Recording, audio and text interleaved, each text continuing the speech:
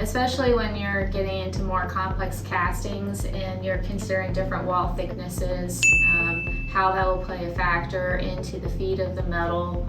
And also just some things like sharp corners where if you're newer to casting, knowing that you need to add a radius to it.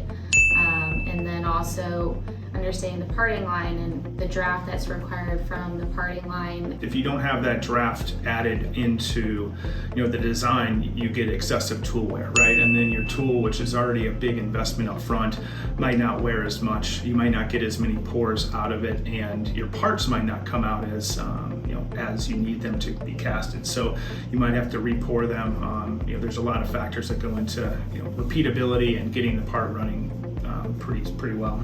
Yeah, especially with the draft, if you're not adding enough, you're going to see drag along that wall that you don't have enough draft on, and it's going to cause surface imperfections that aren't really great to the visible eye, and you'll also get your part out of spec, which is never fun to get. So yeah, and those are just quick checks too, right? I mean, I know the engineering team with a lot of the different companies know a lot of the places to start, but specifically for permanent mold, there's specs that they may not be aware of. So this is a great resource to check out and have them at least start there with knowing what they need to do and what they need to put into the product.